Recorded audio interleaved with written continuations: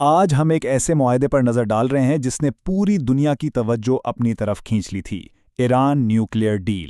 لیکن یہ ڈیل آخر تھی کیا اور اس سے کیوں بنایا گیا تھا؟ اس پورے معاملے کو سمجھنے کے لیے ہم 2016 کے وائٹ ہاؤس کے سرکاری نقطہ نظر کو دیکھیں گے کہ اس تاریخی معاہدے کو دنیا کے سامنے کیسے پیش کیا گیا تھا۔ تو بات شروع کہاں سے ہوئی؟ آخر اس ڈیل کی ضرورت پڑی ہی کیوں؟ 2016 کی وائٹ ہاؤس بریفنگ کے مطابق دنیا ایک بہت بڑے خطرے کے بالکل قریب کھڑی تھی اور وقت تیزی سے ہاتھ سے نکل رہا تھا۔ ایران کا نیوکلیئر پروگرام ایک ایسی نہج پر پہنچ چکا تھا کہ فوراً کچھ کرنا بہت ضروری ہو گیا تھا۔ اچھا، اس خطرے کی سنگینی کو سمجھنے کے لیے ایک بہت سیدھا سا سوال ہے۔ 2015 میں اگر ایران ایٹم بم بنانے کا فیصلہ کر لیتا تو اسے صرف ایک بم کے لیے ضروری مواد تیار کرنے میں کتنا وقت لگتا؟ اس ٹائم کو بریک آؤٹ ٹائم کہتے ہیں، اور یہی وہ چیز ہے جس پر سارا کھیل ٹکا ہوا تھا۔ اور جواب تھا صرف 2 سے 3 مہینے۔ جی ہاں، 90 دن سے بھی کم۔ سوچیں، اتنا کم وقت! مطلب اگر ایران اس راستے پر چل پڑتا تو دنیا کے پاس کچھ سوچنے یا کرنے کا موقع ہی نہیں بچتا تھا۔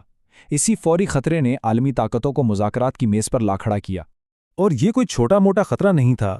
اس وقت ایران کے پاس اتنا یورینیم تھا کہ وہ 8 سے 10 ایٹم بم بنا سکتا تھا، اور اسے افزودہ کرنے کے لیے تقریباً 20,000 سینٹریفیوجز دن رات چل رہے تھے۔ تو چیلنج کتنا بڑا تھا، اس کا اندازہ یہاں سے ہوتا ہے۔ 2. اس سنگین صورتحال کا حل کیا نکالا گیا؟ ایک نیا سفارتی راستہ اپنایا گیا۔ اس حل کو نام دیا گیا joint comprehensive plan of action یا JCPO، جسے ہم اور آپ ایران نیوکلیئر ڈیل کے نام سے بہتر جانتے ہیں۔ وائٹ ہاؤس کے مطابق JCPOA کا مقصد بالکل صاف تھا، ایک ایسا معاہدہ جو تاریخی بھی ہو اور جس کی تصدیق بھی کی جا سکے، اور اس کا صرف ایک ہی مقصد تھا، یہ یقینی بنانا کہ ایران کا نیوکلیئر پروگرام ہمیشہ ہر حال میں صرف پرامن مقاصد کے لیے ہی رہے۔ اور اس معاہدے کا سب سے بڑا، سب سے فوری فائدہ کیا تھا، وہ اس چارٹ میں صاف نظر آ رہا ہے۔ جو بریک آؤٹ ٹائم پہلے صرف 2 سے 3 مہینے تھا، وہ اس ڈیل کے بعد سیدھا 1 سال سے بھی زیادہ ہو گیا۔ یعنی دنیا کو سوچنے، سمجھنے اور ایکشن لینے کے لیے بہت زیادہ وقت مل گیا۔ لیکن یہ معاہدہ یہ کام کرتا کیسے تھا؟ اس کو سمجھنے کے لیے وائٹ ہاؤس نے ایک بہت آسان طریقہ بتایا۔ ان کا کہنا تھا کہ ایٹم بم بنانے کے 4 راستے ہو سکتے ہیں، اور اس ڈیل نے ان چاروں کو ہی بند کر دیا۔ اچھا، تو یہ 4 راستے کون سے تھے؟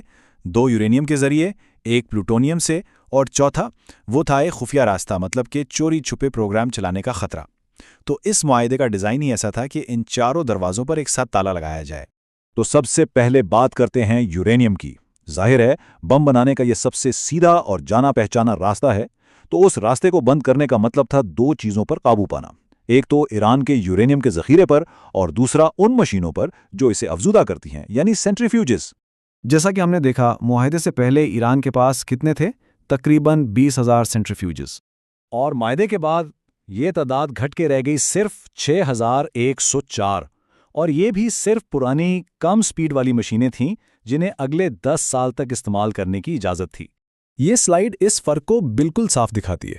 ایک طرف دیکھیں، معاہدے کے بغیر کیا تھا؟ 8 سے 10 بموں کا ذخیرہ، 20,000 سینٹریفیوجز، اور دوسری طرف معاہدے کے ساتھ کیا ہوا؟ یورینیم کا ذخیرہ 98% کم ہو گیا، سینٹریفیوجز صرف 6,104 رہ گئے، وہ بھی پرانے والے۔ اور جو ان کی سب سے محفوظ جگہ تھی، فورڈو، وہاں یورینیم افزودہ کرنے پر مکمل پابندی لگ گئی۔ اچھا، دوسرا راستہ تھا پلوٹونیم کا۔ یہ عراق کے ہیوی واٹر ری ایکٹر سے بن سکتا تھا۔ تو اس راستے کو کیسے بند کیا گیا؟ بہت ہی ہوشیاری سے۔ انہوں نے ری ایکٹر کا جو دل تھا، یعنی اس کا کور، اسے ہی نکال کر کنکریٹ سے بھر دیا۔ اب جب کور ہی نہیں رہا تو بم کے لیے پلوٹونیم بنانا ٹیکنیکلی ناممکن ہو گیا۔ لیکن یہاں ایک بہت بڑا سوال پیدا ہوتا ہے۔ ٹھیک ہے، معاہدہ ہو گیا، لیکن اگر کوئی اسے توڑے تو کیا ہوگا؟ تو اس معاہدے کی اصل طاقت بھروسے میں نہیں تھی، بلکہ اس کے تصدیقی نظام اور سخت نتائج میں تھی۔ وائٹ ہاؤس نے خود کہا کہ یہ معاہدہ غیر معمولی اور مضبوط نگرانی، تصدیق اور معائنے کے نظام پر کھڑا ہے۔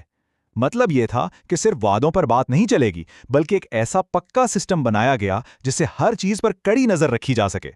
اور یہ سسٹم کام کیسے کرتا تھا؟ دیکھیں، بہت سیدھا تھا۔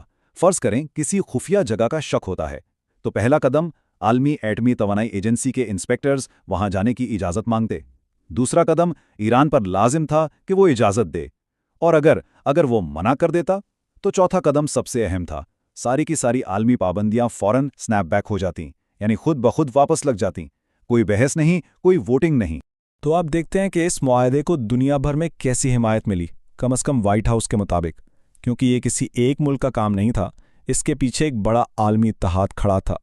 अमेरिका के साबिक वजीर खारजा और एक बहुत ही काबिल एहतराम फौजी जनरल कॉलिन पावल, उनका कहना था कि मेरी राय में ये काफ़ी अच्छा मुआहिदा है। फिर अमेरिका के जो करीबी इत्तेहादी थे, बरतानिया, जर्मनी और फ्रांस, उन सब के सरबराहान ने मिलकर कहा कि ये मुआहिदा इस मसले को हमेशा के लिए हल करने की बुनियाद रखता है। और बात सिर्फ सियासतदानों और जनरलों तक ही नहीं रुकी। अमेरिका के बड़े बड़े साइंसदानों और नोबेल इनाम जीतने वालों ने भी इसकी हमायत की। उन्होंने कहा कि ये एक बहुत जदीद मुआहिदा है और इसमें पाबंदियां इतनी सख्त हैं कि पहले किसी मुआहिदे में नहीं देखी गईं। तो चलें सारी बात को समेटते हैं। 2016 के व्हाइट हाउस के नुक्ता नज़र से देखें तो इस मुआहिदे ने क्या किया। नंबर 1, एटम बम बनाने का वक्त चंद महीनों से बढ़ाकर 1 साल से ज़्यादा कर दिया। नंबर 2, बम बनाने के चारों मुमकिन रास्ते बंद कर दिए। नंबर 3, निगरानी का एक ऐसा निज़ाम बनाया जिस पर कोई शक ना कर सके। और नंबर 4, स्नैप बैक पाबंदियों का डर दिखाकर इस बात को यकीनी बनाया कि मुआहदे पर अमल हो। और आखिर में ये पूरा तज्जिया एक बड़ा सवाल छोड़ जाता है, जब दुनिया को इस तरह के बड़े खतरों का सामना हो तो क्या किसी एक मुल्क का अकेले एक्शन लेना बेहतर है, या फिर एक ऐसा मुआहदा जिसमें बहुत से ममालिक शामिल हों और जिसकी हर बात को परखा और तस्दीक किया जा सके, उसकी असल कदर क्या है? ये एक ऐसी बात है जिस पर सोचना चाहिए।